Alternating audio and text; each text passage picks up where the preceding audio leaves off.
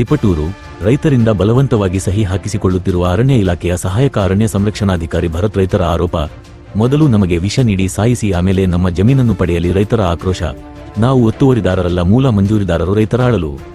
ಈ ಹಿಂದೆ ಮೈಸೂರು ಸಂಸ್ಥಾನದಲ್ಲಿ ಇದ್ದಂತಹ ಕಾಗೆ ಹಳ್ಳ ಕಾವಲ್ ಸರ್ವೆ ನಂಬರ್ 1 ಹಾಗೂ ಚೌಡ್ಲಾಪುರ ಅರಣ್ಯದ ಸರ್ವೆ ನಂಬರ್ 15ರಲ್ಲಿ ಅರಣ್ಯ ಭೂಮಿಯನ್ನು 1963ರಿಂದ 64ರಲ್ಲಿ ರಾಜ್ಯ ಸರ್ಕಾರವು ಬಡವರಿಗೋಸ್ಕರ ದೀನದಲಿತರಿಗೆ ಯೋಧರಿಗೆ ಭೂಮಿಯನ್ನು ಪುನಃ ಮಂಜೂರು ಮಾಡಿದ್ದು, ಇದೀಗ 60 ವರ್ಷಗಳ ನಂತರ ಈ ಭೂಮಿ ನಮಗೆ ಸೇರಿದ್ದು ಎಂದು ರೈತರಿಗೆ ನೋಟಿಸ್ ನೀಡಿರುವುದು ಭಾರೀ ಚರ್ಚೆಗೆ ಗ್ರಾಸವಾಗಿದೆ.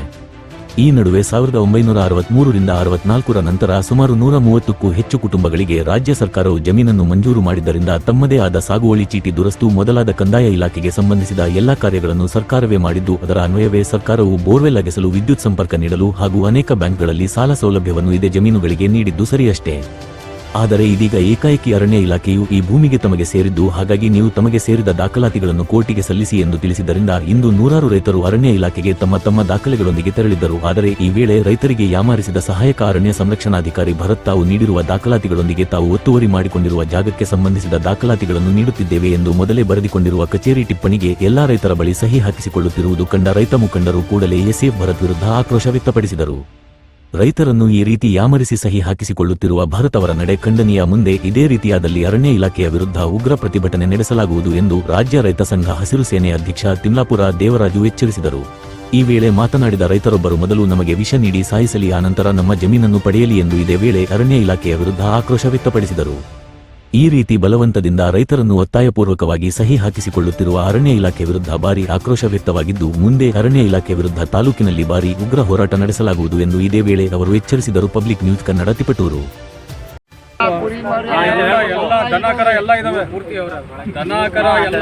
ಸಂಸಾರ ಐತೆ, ಮಕ್ಕಳಿದ್ದಾರೆ. ಈಗ ಅದನ್ನ ಬೇರೆ ವ್ಯವಸ್ಥೆ ಇಲ್ಲ, ಅಲ್ಲಿ ಫಸಲಾಗ್ತಾ ಐತೆ. 30 ವರ್ಷದಿಂದ ನಾವು ಎಲ್ಲ ಒತ್ತುವರಿ ಮಾಡಿಲ್ಲ. ಎಲ್ಲ ನಾವು ಕೊಂಡಿರೋ ಜಮೀನು ನಮಗೆ ಮಂಜೂರಾಗಿಲ್ಲ. ಒತ್ತುವರಿ ಇದ್ರೆ ಬೇಕಾದ್ರೆ ಬಿಡಿಸ್ಕೊಳ್ಳಿ, ಅದರಲ್ಲೇನು ಅನುಮಾನ ಇಲ್ಲ.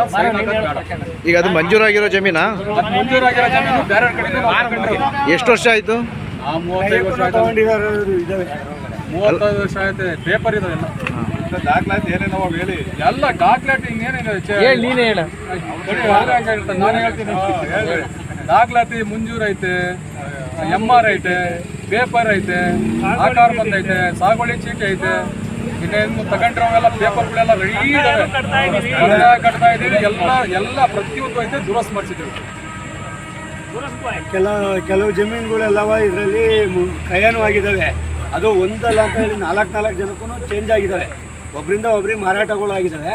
ಇದಕ್ಕೆ ಸರ್ಕಾರಕ್ಕೆ ಇದರಿಂದ ಈ ಪೇಪರ್ ದುಡ್ಡು ಎಲ್ಲ ತಗೊಳಕ್ಕೆಲ್ಲ ಸರ್ಕಾರ ಬೇಕು. ಸರ್ಕಾರಕ್ಕೆ ಪುಷ್ಕಟ್ಟೆ ಅಂತೂ ರಿಜಿಸ್ಟರ್ ಮಾಡಿಕೊಟ್ಟಿಲ್ಲ ರೈತರುಗಳಿಗೆ. ಈಗ ಕೆಲವರು ಕೊಂಡವ್ರು ಏನಾಗಬೇಕು? ಈಗ ಮುಂಜೂರಿ ಕಿಮ್ಮತ್ ಕಟ್ಕೊಂಡಿದ್ದಾರೆ, ಇದರಲ್ಲಿ ಮುಂಜೂರು ತಗೊಂಡು ಕೆಲವರು ಉಳುಮೆ ಮಾಡ್ಕೊಂಡಾರೆ, ಕೆಲವರು ಮಾರಾಟನೂ ಮಾಡ್ಕೊಂಡು ಹೋಗಿದ್ದಾರೆ. ಈಗ ಮಧ್ಯದಲ್ಲಿ ಅಮಾಯಕರ ಥರ ಬಂದು ಕೊಂಡ್ಕೊಂಡಿರೋರು, ಅವ್ರ ಕಥೆ ಏನಾಗ್ಬೋದು? ಇದಕ್ಕೆ ಇದು ಸರ್ಕಾರ ಮಧ್ಯ ಪ್ರವೇಶ ಮಾಡಿ ಕರೆಕ್ಟಾಗಿ ಇದನ್ನು ರೈತರ ಜಮೀನ ರೈತರಿಗೆ ಬಿಟ್ಕೊಡೋಕ್ಕೆ ಅರಣ್ಯಕ್ಕೆ ಆದೇಶ ಮಾಡಬೇಕಂತ ಒತ್ತಾಯ ಮಾಡ್ತಾ ಇದ್ದೀವಿ. ಇದು ಪೇಪರಿಗೆ ದುಡ್ಡು ಕಟ್ಟಿಸ್ಕೊಂಡವ್ರೆ, ಫೀಸ್ ಕಟ್ಟಿಸ್ಕೊಂಡವ್ರೆ, ಸೈನ್ ಮಾಡಿಸ್ಕೊಂಡವ್ರೆ. ಗೌರ್ಮೆಂಟೇ ಖಾತೆ ಪಾಣಿ ಮಾಡಿದ್ದಾರೆ. ಎಲ್ಲ ಗೌರ್ಮೆಂಟ್ ಮಾಡಿರೋದು. ಇದು ಯಾರೂ ಏನೋ ನಾವು ಎಲ್ಲೋ ಮಾಮೂಲಿ ಜನಗಳು ಕುತ್ಕೊಂಡೇನು ಮಾಡಿ.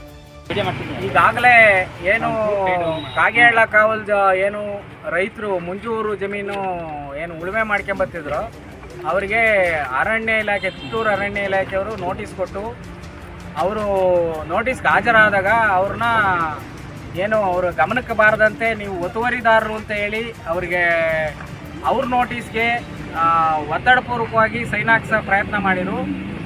ಒಂದು 2-3 ಜನ ಹೋಗಿ ಕೋರ್ಟ್ ಅಂಗಳಕ್ಕೆ ಹೋದಾದ್ಮೇಲೆ ವಿಷಯ ಗೊತ್ತಾದ ಮೇಲೆ ರೈತರು ಪ್ರತಿಭಟಿಸಿ ಏನು ಅರಣ್ಯ ಇಲಾಖೆ ನೀತಿಗಳನ್ನು ಪ್ರತಿಭಟಿಸಿ ನಾವು ಆಚೆ ಬಂದು ಈ ಕೋರ್ಟನ್ನು ಬಹಿಷ್ಕರಿಸಿದ್ದೀವಿ.